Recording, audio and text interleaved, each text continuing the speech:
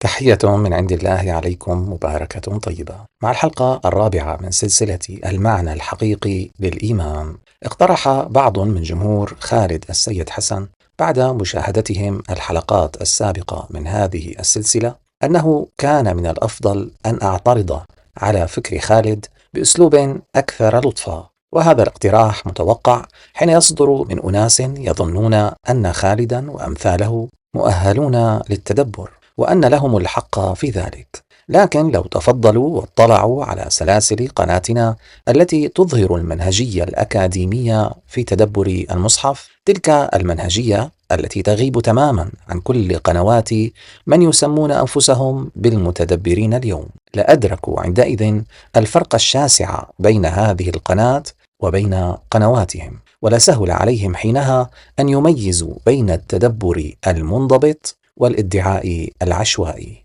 والعلم حينها أنه لا يجوز شرعا تسمية هؤلاء بالمتدبرين، بل إن أقصى ما يمكن تسميتهم به هو أشباه متدبرين، لأن إنتاجهم خال من أصول المنهج وصرامة التوثيق، بل مليء بالكوارث الفكرية التي تقتلع الدين من جذوره. ولو أننا احترمنا هذا النوع من الإنتاج رغم كوارثه، لكان علينا أن نحترم أيضا المذهب السني الذي برر جرائم معاوية بن أبي سفيان وأمثاله، الذي قتل آلاف المسلمين بحجة أنه اجتهد وأخطأ فله أجر، وبذلك يكون قد حملوا المصحف وزر تلك الجرائم، وادعوا ضمنيا أن القرآن ذاته بطبيعته الغامضة المحيرة توحي لكل من علي ومعاوية بإيحاءات متناقضة تؤدي إلى الاقتتال والقتل. فهم لكي يبرئوا معاوية قاموا بتحقير القرآن من حيث علموا أم لم يعلموا، وتجدون رابط الحلقة الخاصة بمعاوية أسفل هذا الفيديو. لهذا لا يصح شرعا ولا علما أن نعامل معاملة لطيفة محترمة من يستهتر بكتاب الله ويعلم جيدا صرامة منهجنا ودقته، ثم لا يسير على خطاه بل يرمي التفاسير رمي عشواء. وإنما يجب أن يكون هذا الشخص وأمثاله عبرة لكل من تسول له نفسه أن يستسهل استنباط الأحكام الشرعية حسب ما يوافق هواه، أو يوافق مصالح البلد الذي يعيش فيه، أو لأي سبب كان. خالد هذا ظهر في فيديو مؤخرا يرد به علي ويدعي أن لديه الدليل على تفسير الفعل آمنوا في حال لم يتصل بمفعول به، زاعما أن علينا تفسير هذا الفعل بإطلاقه، مستشهدا على رأيه بأناس لا يعرفون شيئا من تدبر القرآن. فإن كان هؤلاء أساتذته الذين يستشهد بهم، فهذا اعتراف منه بأن علمه أدنى حتى من هؤلاء. فهل رأيتموني يوما أستشهد بأحد من القدماء أو المحدثين على شيء استنبطته من كتاب الله؟ إن كنت عاجزا عن إثبات نظريتك بنفسك ومن المصحف ذاته، وبدلا عن ذلك تحتاج أن تستشهد بغيرك لملء الفراغات في نظريتك التي تنخرها الثقوب، فهذا يؤكد على أنك لا تصلح لتدبر مصحف. أولا، يجب أن تستنبط من المصحف ما هو المفعول في الآيات التي أخفت المفعول اختصارا، وليس أن تضع مفعولا من رأسك أو تدعي إطلاق المعنى. ثانيا، وهو الأهم، فحتى على افتراض أن آمنوا يجب تفسيرها على إطلاقها، فهو عندئذ إطلاق الإيمان العقائدي بأنواعه، أي إيمان بالله وبالملائكة وبالكتب وبالرسل ونحو ذلك، وليس المعنى المطلق للتأمين بمعنى تأمين الناس وحمايتهم. فمشكلتنا الأكبر معك ليست في الإطلاق من عدمه، وإنما في ادعائك أن المعنى سلوكي وليس عقائدي. أما ما ورد من سخافات أخرى في الفيديو الذي قاله، فمن المعيب أن أرد عليه فيها، فهو مسكين جاهل، ويكفي أنه يظنني من جماعة التراث ولا يعلم أني أول القرآنيين على مبدأ الآية القائلة وأن أكون أول المؤمنين. فما دمت يا خالد جاهلا بمحتوى قناتي إلى هذا الحد، حتى أنك تظنني تراثي، فإني أدعوك لتنجو بآخرتك إن كنت تخاف الله فعلا، وذلك بأن تتابع حلقات القناة منذ بدايتها، أو على الأقل سلسلة حلقات كيفية التدبر الأكاديمي للمصحف، حتى تتعلم كيف يكون التدبر الحقيقي، وبالتالي تعرف حجم جريمتك الكبرى وتجرؤك على كتاب الله من غير علم.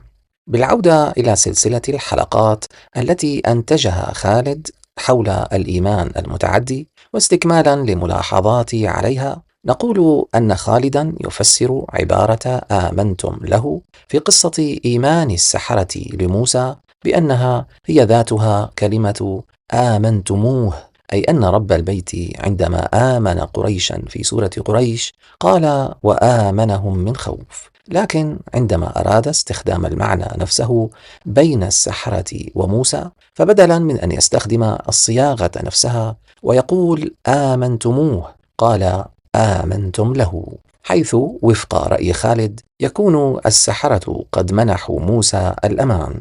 فعند خالد المصحف يبدل صياغة العبارة من دون أي فائدة ولا معنى. إن تعلق الفعل بمفعول به أو بحرف جر فالمعنى هو ذاته، ولا أدري هل يسمى عمله هذا تدبرا للمصحف أم تحقيرا وتسخيفا وتسطيحا له. عليك من الله ما تستحق يا خالد السيد حسن، أنت وعصابتك التي تلقفت أعمالك بالترحيب. أما إن فاتتك حلقة من مسلسل يصور الحشاشين وأحوالهم فلا تحزن، إليك البديل. استمع إلى حلقة خالد التي يشرح فيها سبب اختلاف الصيغة التي استعملها فرعون معبرا عن انزعاجه من إيمان السحرة بموسى، حيث قال خالد أن فرعون قال آمنتم له أي لموسى عندما كان موسى خائفا، والسحرة منحوه الأمان ليزول عنه الخوف، بينما قال فرعون للسحرة آمنتم به أي برب العالمين عندما عبر عن انزعاجه من منح السحرة الأمان لكل من حولهم. فتخيل أن السحرة المستضعفين الذين يذلهم فرعون بقوله فلأقطعن أيديكم وأرجلكم من خلاف ولأصلبنكم في جذوع النخل ولتعلمن أينا أشد عذابا وأبقى، هؤلاء الأذلة الضعفاء يدعي خالد أنهم قادرون على منح موسى الأمان لإزالة الخوف عنه، بل أكثر من ذلك هم قادرون على منح الأمن لكل من حولهم. فبالله عليك، هل يملكون لأنفسهم الأمن أولا حتى يمنحوه لغيرهم؟ أناس بكل هذا الضعف والهوان كيف يمنحون الأمن والأمان لغيرهم؟ فعلا شر البلية ما يضحك. وادعى خالد السيد حسن أيضا أن الإيمان لا يحتاج إلى قرينة لتحديد بماذا يؤمن فلان، أما الكفر فيحتاج إلى قرينة توضح بماذا يكفر فلان.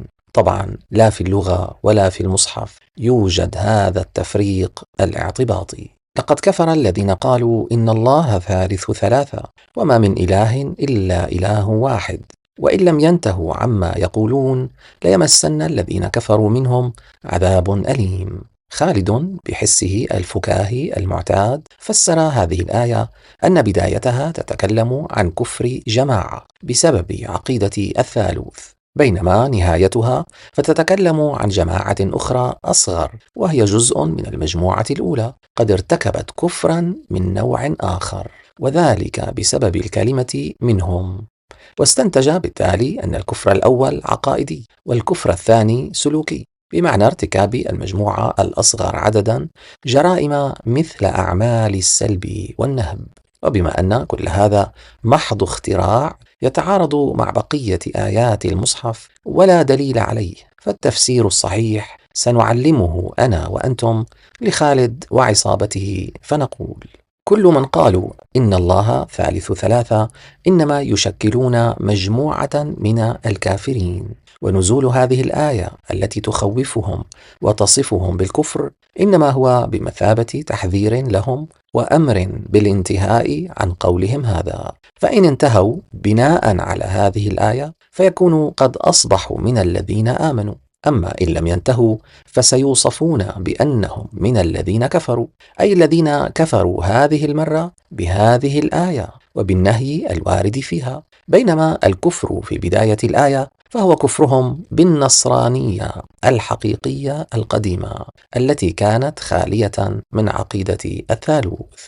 فالملخص هو أن من كان يؤمن بعقيدة الثالوث قبل نزول هذه الآية وأمثالها كان يعتبر كافرا بالعقيدة الصحيحة والنصوص المقدسة التي حوت تلك العقيدة من قبل نزول المصحف. لكن بعد نزول هذه الآية وأمثالها وهي تنهاهم عن عقيدة الثالوث، فبالتالي هناك من انتهى فعلا وهناك من لم يكترث بهذا النهي. فالذين لم يكترثوا إنما يشكلون جماعة من الكفار، هم أقل عددا من جماعة الكفار الأصلية، لأن نزول الوحي دائما يقسم الطوائف إلى قسمين أو أكثر، لأن منهم من سيؤمن بهذا الوحي ومنهم من سيبقى على ضلاله، وذلك من مثل وما تفرق الذين أوتوا الكتاب إلا من بعد ما جاءتهم البينة.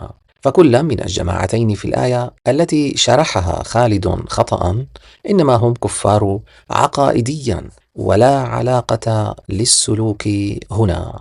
هناك مجموعة كفرت في البداية ومجموعة كفرت بعد نزول هذه الآية. كذلك ادعى خالد من ضمن ما ادعاه أن النار بعد الموت هي للظالمين وليست للكافرين، لأن الكفر الاعتقادي ليس بجريمة، وخلط بذلك بين أن يكون الاعتقاد المخالف لعقيدة المصحف جريمة، وإلا فلماذا أنزل الله هذه العقيدة في المصحف، وبين عدل الله الذي يغفر لكل من أخطأ في العقيدة وغيرها عن نية حسنة، أي يغفر لمن لم تسعفه قدراته العقلية الفهم الصحيح أو نحو ذلك من أسباب ذكرناها في حلقات قديمة. فأن تقول أن عدل الله سيغفر لكل من لديه مبرر لأن يخطئ فهذا شيء، وأن تقول أن كل ما ذكره المصحف من تفاصيل عقائدية لا تحصى كلها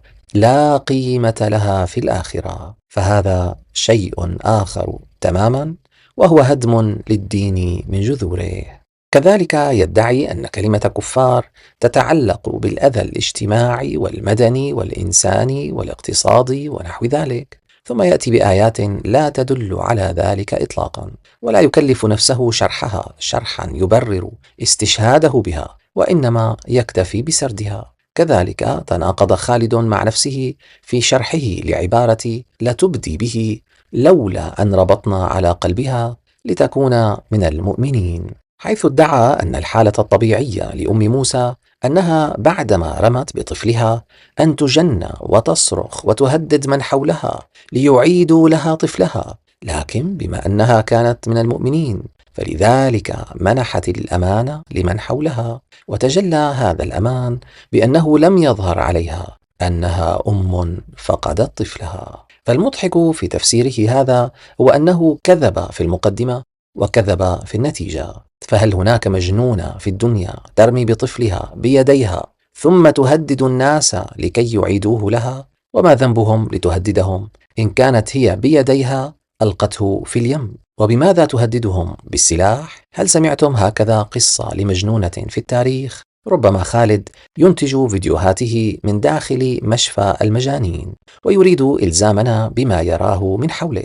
ثم ما علاقة منحها الأمان لمن حولها بأن لا يبدو عليها أنها رمت طفلها؟ هل تظاهرها بأنها لم ترمي طفلها هو ذاته منح الناس الأمان وحمايتهم؟ أمر عجيب فعلا، ولكن لا عجب، فكالعادة صف كلام دون أي معنى واستحمار للمستمعين الراغبين في تدمير المصحف وبالتالي المصفقين له.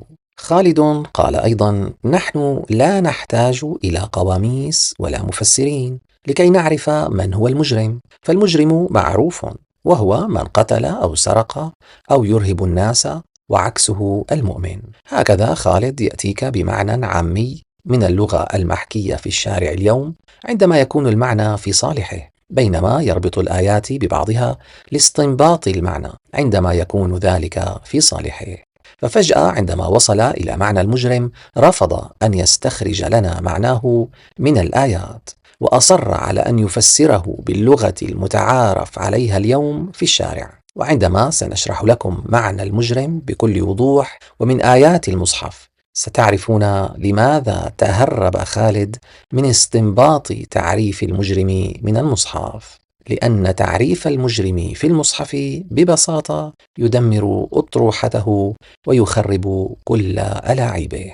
إنني إن أحسن الظن في خالد وأمثاله إلى أقصى الحدود فأقول أنهم ربما يريدون أن يلغوا الجانب العقائدي كي لا يتشاجر الناس فيما بينهم بسبب اختلاف العقيدة، ولكن خالدا وأمثاله لم يعلموا أو لم يكترثوا بلوحة ضخمة رسمتها مئات الآيات وتركز على شخصية المؤمن المعنوية وليس سلوكه فقط، لأن بناء المؤمن لشخصيته علميا وأخلاقيا سيتقرر بناء عليه إمكانية تسلمه مهاما كونية بعد الموت كما أثبتنا من قبل. والشخصية ليست سلوكا فقط، وإنما التفكير الداخلي والنوايا التي لا تقل أهمية عن السلوك. لذلك نحمد الله على أن خالدا وأمثاله ليس من بينهم طبيب جراح واحد، لأن من يظن أن الإرهابيين يقتلون ويفسدون